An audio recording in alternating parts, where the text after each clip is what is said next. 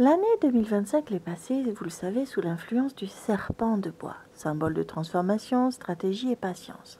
Novembre est dominé par des éléments feu, apportant de l'énergie, de la vitalité, de l'impulsion, mais nécessitant aussi de la maîtrise et du discernement. J'ai tiré ce tarot pour vous expliquer ce qui se passera en novembre.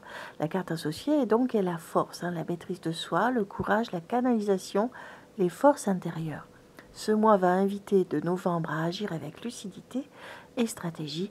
Les initiatives sont favorisées, mais uniquement si elles sont réfléchies et structurées. Avec le chariot, le 5 de bâton, tension, rivalité, mais volonté de maîtriser la situation. Les relations internationales resteront actives, des tensions ponctuelles, des annonces publiques fortes et des négociations stratégiques. Certaines frictions peuvent apparaître autour des ressources de la défense et du commerce, mais le dialogue et la diplomatie commenceront à s'imposer vers la fin du mois de novembre. Donc un mois contrasté, vigilance et anticipation sont nécessaires, mais la résolution est possible si l'on agit avec discernement. Le chariot ici, c'est les luttes, le pouvoir, les conflits, la rivalité. Avec le magicien, pour les carrières, pour le travail, c'est des opportunités qui existent, surtout dans la collaboration et les projets construits avec soin. Constant, discipline, la clarté dans les relations professionnelles seront récompensés. Le magicien, c'est l'action maîtrisée, la créativité, le travail collaboratif soutenu par ce 3 de Pentacle. Mettre en avant des alliances solides et des projets construits avec soin. Ceci dépend de la discipline et de la préparation.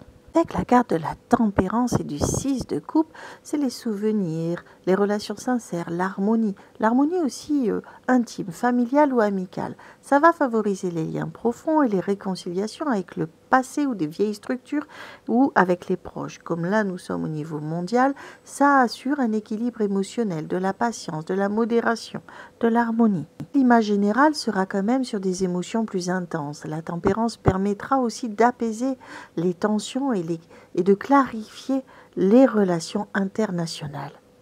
Et ici, avec la tempérance, sur des liens sincères et authentiques qui, s'ils n'existaient pas, vont exister et seront renforcés. La tonalité globale sera plus expansive que fin octobre. On verra des prises de parole publiques, des annonces fortes, des mouvements diplomatiques audacieux. Des tensions géopolitiques peuvent se cristalliser autour du thème comme l'énergie, l'écologie, les technologies, l'innovation ou la souveraineté numérique. Mais l'énergie du feu appelle aussi à la lumière, à la révélation, à des vérités longtemps masquées qui pourraient émerger, forçant des remises en question. Sur le plan professionnel, sur le plan mondial professionnel, le feu va apporter de la vitalité et de l'envie d'entreprendre. Mais attention, ne vous précipitez pas, finalisez bien tous les détails, sécurisez vos bases avant de lancer dans les grandes expansions. C'est le conseil que je donnerai à nos dirigeants politiques. La communication doit être un point crucial. Novembre sera placé sous le mouvement, l'élan et la lumière. Cette énergie motive à agir, à oser, à sortir de l'ombre. Mais le plus grand défi est de conjuguer ce feu, cette impulsion avec sagesse, partir avec force, mais sans brûler tous les ponts ou tous les accords déjà en place. On peut les revoir sans mettre le feu partout. Merci de m'avoir suivi tout jusque-là. Si vous souhaitez que j'analyse votre situation personnelle pour novembre ou que vous avez besoin d'une voyance ou d'une guidance, je suis à votre disposition. Tout est sur mon profil. Tchuss!